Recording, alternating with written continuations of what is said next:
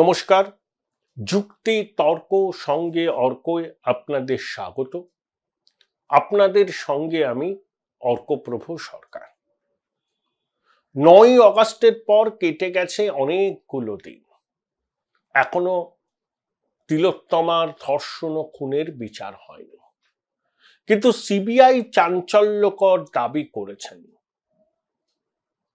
তাদের সূত্র মারফত জানা যাচ্ছে যে গণপ্রহারে তিলোত্তমার মৃত্যু হয়েছিল। তার এমন ভাবে তার গলা টিপে ধরা হয়েছিল যে থাইরয়েড কার্টিলেজ ক্ষতিগ্রস্ত হয়। তার শরীরের ঊর্ধ্বাংশে প্রচন্ড মারধর করা হয় এবং কি আক্রোশের বশে নির্যাতিতার মাথা দেওয়ালে ঠুকে দেওয়া হয় এবং তাতে রক্তক্ষরণ হয়। দেখুন, ইনকোয়েস্ট ময়না তদন্তের রিপোর্ট প্রচুর ধোঁয়াশা, ঠিকভাবে তো হয়নি। ময়না তদন্তের রিপোর্ট ঠিকভাবে না করার কারণ হচ্ছে তথ্য প্রমাণ লোপাট করা। ফরেন্সিকের যিনি প্রধান, যার কথা সুপ্রিম কোর্টে উঠেছিল সর্বশেষ শুনানিতে, এই ঘটনার পর তার প্যানিক অ্যাটাক হয়। তিনি হসপিটালে ভর্তি ছিলেন, এখনো হয়তো আছেন। আর একজন যিনি ফরেন্সিকের সময় ছিলেন, তিনি পরস্পর বিরোধী বয়ান দিচ্ছেন।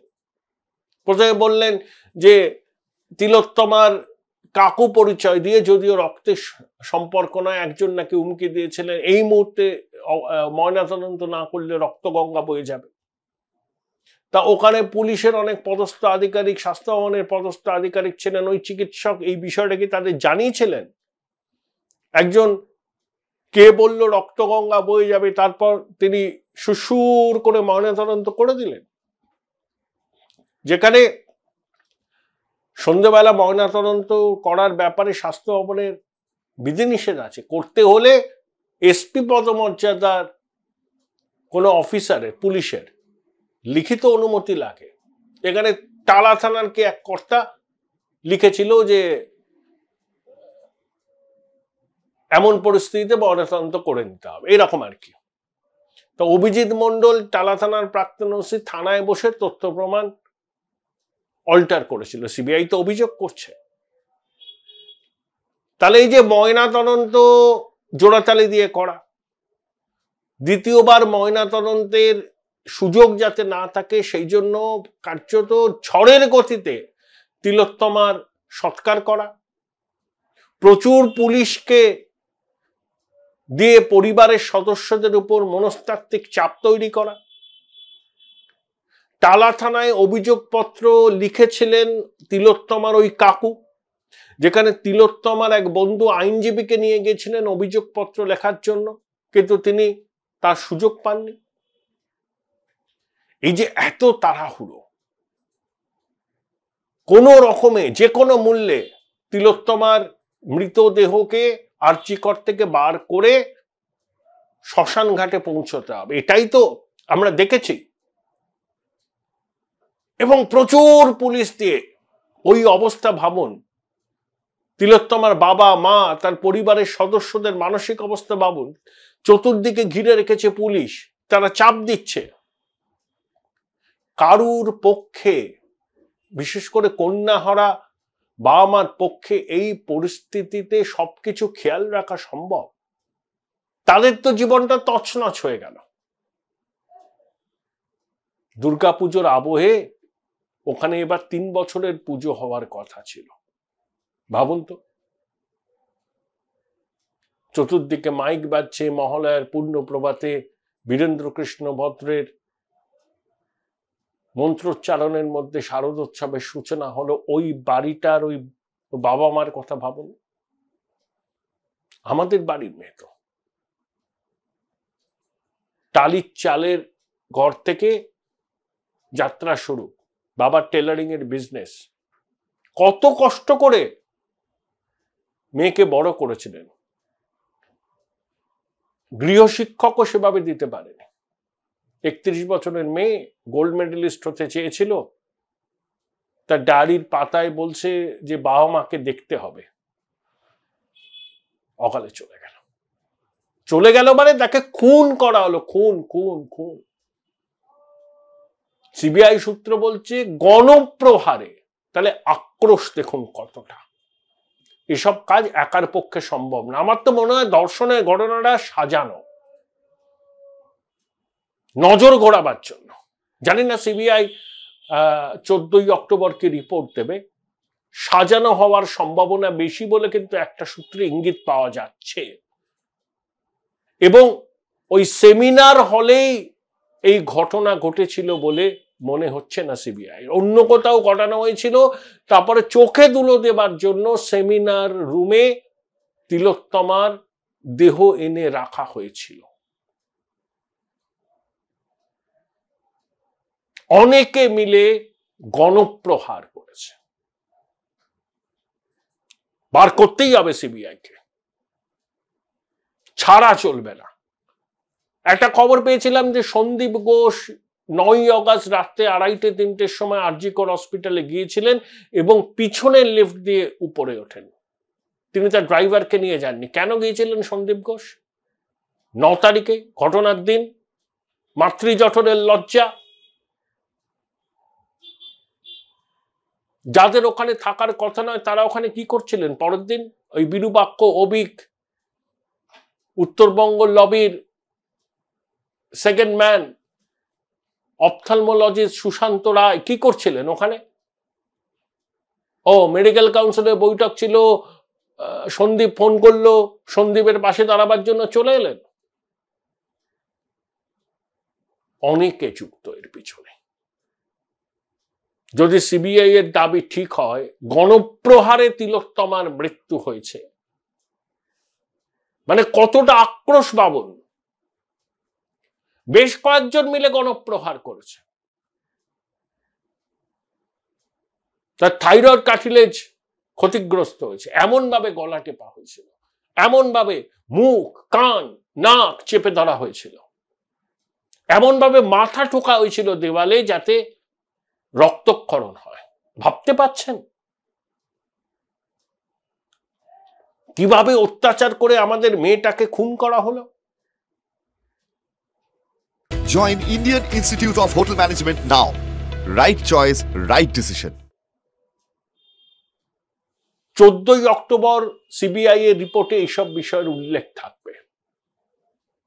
দেখুন, ভারতীয় ন্যায় সংহিতায় ধর্ষণ করে খুনের সাজা আছে, কিন্তু মৃতদেহের সঙ্গে ধর্ষণ করার কি সাজা তার কিন্তু স্পষ্ট উল্লেখ নেই। এই যে সিভিক ভলেন্টিয়ার সঞ্জয় রায়, যাকে মূল অভিযুক্ত বলে কলকাতা পুলিশ গ্রেপ্তার করেছিল, সে একজন বিকৃত মানসিকতার মানুষ। সে মৃতদেহের সঙ্গে ধর্ষণ করত বা সহবাস করত, তার ভিডিও রেকর্ড করত। মৃতদেহের সঙ্গে সহবাসের ভিডিও ভারতে নিষিদ্ধ হলেও অন্যান্য দেশে এর খুব চাহিদা আছে। তাহলে ওই সঞ্জয়ের মোবাইলে তো পুলিশই বলেছে, সিবিআইও বলেছে, এইসব নিষিদ্ধ পর্ন ভিডিওতে ভর্তি। যেটা সিবিআই আধিকারিকদের সূত্র বলছে যে খুন করার পর এই ধর্ষণের বিষয়টাকে লেজিটিমেসি দেওয়ার জন্য সঞ্জয়কে তলব করা হয়েছিল। কারণ সঞ্জয় যে এই রকম কাজ করে সেটা আরজি করের অনেকে জানতেন, সন্দীপ জানতেন, তার সাঙ্গপাঙ্গরা জানতেন। অর্থাৎ পরিকল্পিতভাবে নজর ঘোরানোর জন্যই সঞ্জয়কে তলব করা হয়েছিল। যেহেতু সঞ্জয়ের এই প্রবণতা আছে, সঞ্জয় সেই খবর পেয়ে সেখানে যায় এবং সেই জন্য সেমিনার হলে তার ঢোকা এবং বেরোনোর ফুটেজ আছে, কিন্তু তার আগে বা তার পরের ছবি নেই। মাত্র 27 মিনিটের ফুটে আছে সিসি ক্যামেরা। এটাই সিবিআই আধিকারিকরা যারা তদন্ত করছেন তারা বলছেন যে ধর্ষণের কথাটা বলা হচ্ছে এটা নজর ঘোরাবার জন্য। আধিকারিকদের সূত্র বলছে, সংবাদ মাধ্যমেও বেরিয়েছে। এবং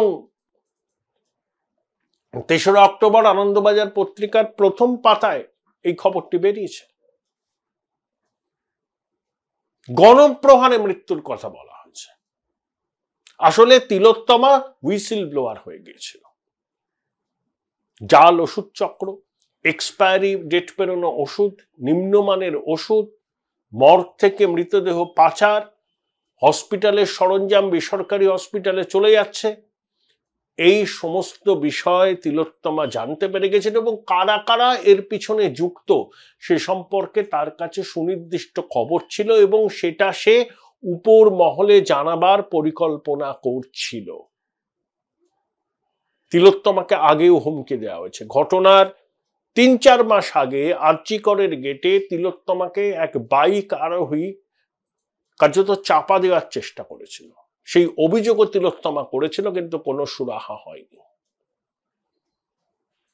রানাঘাট হসপিটালের চন্দন সেনের কথা মনে আছে, যেটা ফিরোজ এডুলজি সুপ্রিম কোর্টের সর্বশেষ সওয়ালে যার কথা বলেছিলেন যে বাংলাদেশে ওষুধ পাচার হয়ে যাচ্ছে, এই খবরটা চন্দন পেয়েছিলেন, তাই তাকে মরে যেতে হয়েছিল, খুন হয়েছিলেন। আরজিকর হসপিটালে আজ থেকে 22 বছর আগে এক জুনিয়র ডাক্তার তার নিজের ঘরে তাকে ঝুলন্ত অবস্থায় পাওয়া যায়। সিআইডি তদন্ত করেছিল। প্রথমে বলা হয়েছিল আত্মহত্যা, কিন্তু এটা যে আত্মহত্যা নয় সেটা পরবর্তীকালে অনেকের কাছেই পরিষ্কার হয়ে যায়। কিন্তু সেই খুনের সেই অস্বাভাবিক মৃত্যু রহস্যের কিনারা হয়নি। শোনা যায় যে হসপিটালের ভিতরে যৌন চক্র চলছে, এই খবর সেই তরুণ চিকিৎসকটি পেয়েছিলেন। তিনি সেটা ঊর্ধ্বতন কর্তৃপক্ষকে জানাবার কথা ভাবছিলেন, সেটা জানতে পেরেই তাকে সরিয়ে দেওয়া হয়েছিল এই অভিযোগ। তিলোত্তমা হুইসেল ব্লোয়ার হতে চেয়েছিল। এই যে সর্বব্যাপী দুর্নীতি আরজিকরে, তার হাঁড়ির খবরও পেয়েছিল এবং কারা কারা এই দুর্নীতির মাথা সেটাও আইডেন্টিফাই করেছিল। তিলোত্তমাকে হুমকি দেওয়া হয়েছিল, হয়তো ভদ্রভাবে প্রথমে বলাও হয়েছিল, কিন্তু এই মেয়েটি স্বাস্থ্যক্ষেত্রে ঘটে চলা দুর্নীতির সঙ্গে কিছুতেই আপোষ করতে রাজি হয়নি। কারণ স্বাস্থ্যক্ষেত্রে ঘটে চলা দুর্নীতি হচ্ছে মানবতার সঙ্গে অপরাধ, আমাদের শরীর স্বাস্থ্য সঙ্গে সম্পর্কিত। তাই তিলোত্তমা কোনো প্রলোভনে, কোনো হুমকিতে মাথা নোয়াতে রাজি না হওয়ায় গণপ্রহারে তাকে মেরে ফেলা হয়েছে, সিবিআই আধিকারিকরা মনে করছেন। এবং তারপরে ধর্ষণের বিষয়টাকে সাজানো হয়েছে। লক্ষ্য ছিল খুন খুন খুন। এবং তদন্তের গতি প্রকৃতি সিবিআই আধিকারিকরা মনে করছেন, বহু লোকের সঙ্গে তারা তো কথা বলেছেন। সেদিনকে হসপিটালের সমস্ত বিভাগে কর্মরত লোকজনের সঙ্গে, মৃতার বাবা মার সঙ্গে দফায় দফায় কথা বলেছেন তারা। 1 তারিখে তারা আবার গিয়েছিলেন সোদপুরে মৃতার বাড়িতে। সেই সব জিজ্ঞাসাবাদের ফসল হচ্ছে সিবিআই আধিকারিকদের এই সিদ্ধান্ত, যেটা সিবিআই আধিকারিকরা বলছেন, সূত্র মারফত জানছি, সংবাদ মাধ্যম বলছে যে গণপ্রহারে তিলোত্তমাকে খুন করা হয়েছে। সম্ভবত ঘটনাস্থল সেমিনার রুম নয়।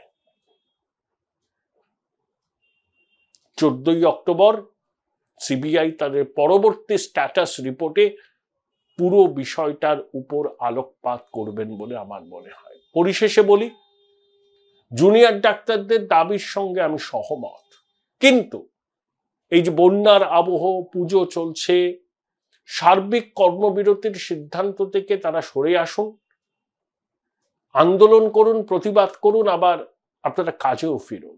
সাধারণ মানুষের সমর্থন আপনাদের সঙ্গে আছে। আপনাদের গণশত্রু হিসাবে চিহ্নিত করার উদ্যোগ নেওয়া হচ্ছে।